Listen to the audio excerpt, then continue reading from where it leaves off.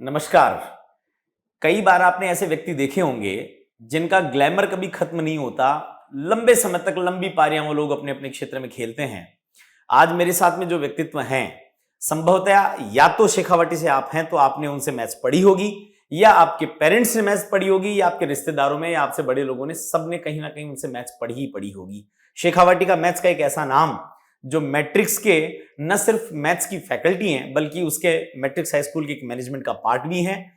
मैं आज आप उनसे मिलाता हूं, उनसे बातचीत करते हैं। हम लोग जानते हैं कि मैथ्स की गुत्थियां उन्होंने कैसे सुलझाई और लगभग 3 दशक तक मैथ्स के मामले में, स्कूलिंग के मामले में एक छत्र जिनका राज रहा, वो महेश जी कट्टा सर हमारे साथ हैं। सर बहुत बहुत नमस्कार आपका। महेश जी, मैं एडवोकेट हूं, लेकिन मैं एक सवाल आपसे पूछना चाहता हूं जी। वो कौन सी कोर्ट है जिसमें आपने अपनी उम्र पर स्टे ले रखा है?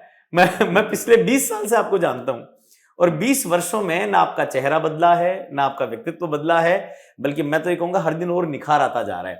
तो 3 दशक लगभग आपको एजुकेशन फील्ड में हो गए, एज ए मैथ्स की फैकल्टी के रूप में हो गए। ये सब 30 साल का एक ग्लैमर, ये जादू, इसको कैसे देखते हैं सर? विष्णु जी, एक्चुअली क्या है कि ये 30 साल कब गुजरे मुझे भी नहीं पता चला। जो जिसको बोलते हैं ना, कर्म प्रधान है जी। कर्म किए जा रहे हैं और पेरेंट्स का और स्पेशली बच्चों का एक प्यार मिल रहा है और उसी में संतुष्टि है। तो मैंने कहा ना, 30 साल मुझे भी नहीं लग रहा कि मेरे 30 साल इस फील्ड में गुजर चुके हैं, लेकिन अभी भी ऐसा लगता है कि मैं अगले 30 साल तक भी काम कर सकता हूँ। बिल्कुल सर, आप करेंगे और हम तो चाहते हैं कि आप करें। लेकिन सर 30 साल में जहां तक मुझे लगता है, मेरी जानकारी है कि मैथ्स तो बहुत ज्यादा नहीं बदलती। मैथ्स एक ऐसा सब्जेक्ट है कि जिसमें अमेंडमेंट्स नहीं आते हैं, बहुत ज्यादा परिवर्तन नहीं आते हैं, स्लाइटली भी कुछ आ सकते हैं। लेकिन सर 30 वर्षों में तो पीढ़ियां बदल जाती हैं, देश बदल जाते हैं, व्यवस्थाएं बदल जाती हैं, लोग बदल जाते हैं, सोचने का, जीने का ढंग बदल जाता है। और हमने तो पिछले 2-3 साल में एक ऐसा दौर भी देखा जब पूरी मानवता बदल गई। कोविड का दौर आया, उसके पहले ऑफलाइन क्लासेस थी, कोई सोचता नहीं था कि घरों में रहेंगे। तो 30 वर्षों में सर मैथ्स भले ना बदली हो, चीजें तो बदली हैं, लेकिन आपने ऐसा कौन सा मैकेनिज्म लगाया सर, ऐसे कौन से फॉर्मूले लगाए कि आपका जो मैथ्स के साथ में जो एक अलाइनमेंट था, आपका जो पढ़ाने का जादू था, वो लगातार वैसे के वैसे बना रहा?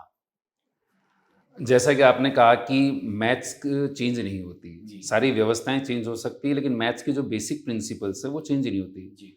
उसी के साथ मैं एक चीज कहना चाहूंगा कि जो पढ़ाने के बेसिक प्रिंसिपल्स हैं वो भी कभी चेंज नहीं होते। ठीक है, टेक्नोलॉजी अपनी जगह है, वो काम को थोड़ा आसान बना देती है। आज जो पढ़ाने का तरीका है, अगर आप टेक्नोलॉजी को यूज करते हुए पढ़ाएं तो आपका काम काफी स्मूथ हो जाएगा। पर जो बेसिक कंसेप्ट, जैसे मैं कहूँ कि जब आप पढ़ा रहे होते हो तो आपको बच्चे की जो बेसिक वीकनेस है उसको पकड़ना पड़ता है। मान लीजिए मैथ्स के लैंग्वेज में कहूँ कि आप कोई क्वेश्चन पूछ रहे हो, तो आपको ये पता होना चाहिए कि इस क्वेश्चन को परफॉर्म करने के लिए बच्चों को ये चीज़ तो आनी चाहिए। अगर वो चीज़ नहीं आ रही तो आपको पता चल गया कि भाई ये बेसिक कमजोरी इस बच्चे की, इसलिए पहले हमें उस कमजोरी को दूर करना है। और यही आपकी टीचिंग को इफेक्टिव भी बनाता है कि मतलब बच्चे की बेसिक नीड्स को समझे और उस बेसिक नीड्स के अकॉर्डिंग आप अपनी टीचिंग को परफॉर्म करें। तो मैथ्स टीचिंग में देखो, आपको बताऊं, अमूमन हर स्कूल में मैथ्स टीचर का एक खौफ रहता है। मैथ्स टीचर, अगर आप इवन हम जब पढ़ते थे तो हमारे माइंड में ये होता था कि मैथ्स टीचर आ गए तो हम छुप जाते थे, मैथ्स टीचर से थोड़ा डरते थे, बचते थे उनसे। तो मेरी जो टीचिंग रही है शुरू से, तो मैंने इस फोबिया को दूर करने की कोशिश की है। बच्चों में इस तरह से अपने आप को मैनेज किया कि बच्चे आकर अपने डाउट्स मुझसे पूछ सके। जो मेरी टीचिंग का तरीका है उसमें मैंने इसी फोबिया को दूर करने की कोशिश की है कि बच्चे अपना रिलैक्स फॉर्म में आके अपने डाउट्स पूछे और मैं भी एक ममत्व के साथ कह सकते हो, आप प्यार के साथ कह सकते हो, उनके उन डाउट्स को सॉल्व करूं। जी जी सर, अभी आपका जो दायरा है वो केवल एक मैथ्स टीचर तक का नहीं है, आपका दायरा जो है वो बढ़ चुका है। वर्तमान में आप मैट्रिक्स हाई स्कूल के प्रबंधन का भी हिस्सा हैं। आप उसकी व्यवस्थाओं को देखने के लिए भी जवाबदेह व्यक्तियों में से एक आते हैं, और साथ साथ में आपको मैथ्स भी देखना पड़ता है। तो सर दोहरी जिम्मेदारी तो है, लेकिन जैसे आपने बताया ना कि सर मैथ्स भले ना बदली हो लेकिन समय बदला। आपने जब अपनी टीचिंग स्टार्ट की होगी तब हम बहुत ऐसे स्कूल्स देखते थे कि कई बार तो पेड़ के नीचे भी बैठते थे, टिन शेड में भी बैठने वाले थे। और आज जिस मैट्रिक्स हाई स्कूल के भवन में हम लोग बैठ करके चर्चा कर रहे हैं, वो एकदम वर्ल्ड क्लास बिल्डिंग है। ऐसी बिल्डिंग होती है कि जब उसके एंट्रेंस में लेते हैं तो ऐसा लगता है कि यार किसी फॉरेन की यूनिवर्सिटी में तो नहीं जा रहे हैं। उसका जो बिल्डिंग की जो खूबसूरती है, आप चूंकि सर इसके प्रबंधन का हिस्सा हैं और बहुत सारी चीजों को आप देखते हैं और अपने जीवन के अनुभवों को यहाँ पर लगा रहे हैं, सर थोड़ा सा इसके बारे में हमें जानकारी देंगे कि पूरा इंफ्रास्ट्रक्चर किस तरह से आपने डेवलप किया है, क्या आप कॉन्सेप्ट पे ये मैट्रिक्स हाई स्कूल काम कर रहा है? मैट्रिक्स हाई स्कूल की जहां हम बात करते हैं कि बिल्कुल ट्रांसपेरेंट है, हर चीज आपके सामने है। जब आप मैट्रिक्स हाई स्कूल में एंटर करते हैं, ये मैं अपने मन से नहीं कह रहा हूँ, ये जो पेरेंट्स विजिट करते हैं पेरेंट्स का कहना है कि जैसे ही वो कैंपस में एंटर करते हैं एक पॉजिटिव वाइब्स उनके माइंड में आना शुरू हो जाती है। मतलब उन्हें ऐसा लगता है कि हाँ, जिस चीज की हमें जरूरत थी वो चीज हमें यहाँ मिलने वाली है। जैसे आप हमारे मैट्रिक्स हाई स्कूल में एंटर करेंगे, अगर आप एंटर करते हैं अंदर, तो मैं इंफ्रा के रेस्पेक्ट में आपको बताना चाहूँगा कि जो हमारा कंप्यूटर लैब है, कंप्यूटर लैब हर स्कूल में है, हर स्कूल में टीचर्स भी इफेक्टिवली पढ़ा भी रहे हैं। लेकिन हमारे यहाँ हर बच्चे पे हम फोकस करते हैं कि उनको कोडिंग का नॉलेज हो, डिफरेंट डिफरेंट कंप्यूटर्स के रेस्पेक्ट में जो लैंग्वेजेस है बच्चा उससे अवेयर हो और उनके प्रिंसिपल्स को वो समझ सके। हम थोड़ा आगे बढ़ते हैं, लाइब्रेरी जिसको आप कह सकते हो कि एक ऐसा प्लेस जहाँ पे बुक्स है, रीडिंग वगैरह होती है, ये स्कूल की जान होती है सर। जान होती है। और नो डाउट देखो पिछले जो कुछ समय से जब से टेक्नोलॉजी इन्वॉल्व हुई है वहां पे लाइब्रेरी गौण होती जा रही है। बिल्कुल सही। मतलब काफी सारे स्कूल्स ऐसे जहाँ लाइब्रेरी बंद भी कर दी गई है। ठीक है, तो हमारे यहाँ लाइब्रेरी का कंसेप्ट क्या है, हर बच्चे का लाइब्रेरी का पीरियड आता है और लाइब्रेरी में जाके वो बच्चा हर तरह की डिफरेंट डिफरेंट बुक्स को वो पढ़ता है। अगर आप हमारे यहाँ देखें तो डिफरेंट डिफरेंट बुक्स, मतलब साइंस पर बेस्ड बुक्स हैं, फिक्शंस पर बेस्ड बुक्स है, लिटरेचर पर बेस्ड बुक्स है, जो मोटिवेशनल बुक्स हैं, और प्राइमरी लेवल से लेके क्लास 12th तक के बच्चों के लिए हर डिफरेंट डिफरेंट टाइप की बुक्स है। अगर आप कहें तो हास्य विनोद पर बेस्ड भी बुक्स हैं जहां बच्चा थोड़ा अपने आप को इजी फील कर सकता है। रीडिंग रूम्स हैं, ई लाइब्रेरी एक कंसेप्ट है ई लाइब्रेरी का। कुछ बुक्स ऐसी जो फिजिकल फॉर्म में नहीं है पर वो आप नेट की हेल्प से उन चीजों को पढ़ सकते हो। रीडिंग रूम्स है जहां बच्चे जाके रीड करते हैं, और कुछ सब्जेक्ट्स ऐसे हैं जहां पे टीचर्स बच्चों को मोटिवेट करते हैं लाइब्रेरी में जाके नोट्स बनाने के लिए। कि आपने क्या क्या बनाया, फिर टीचर्स उनको ऑब्जर्व करते हैं, चेक करते हैं कि प्रॉपर वे में बच्चे ने उस चीज को नोट किया है कि नहीं किया।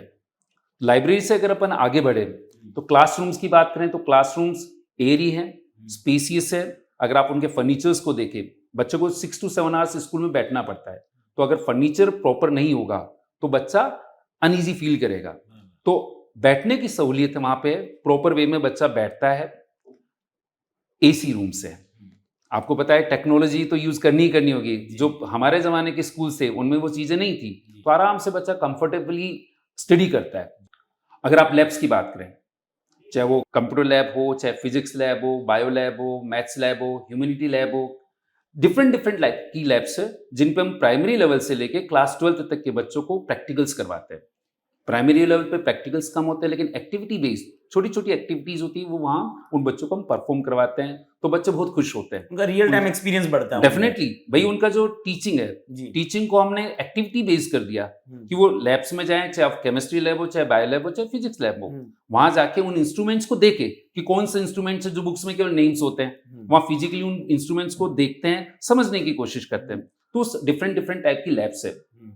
तो इस तरह से एक वर्ल्ड क्लास लेवल की व्यवस्था हमने इस इंस्टीट्यूट में दी है जी।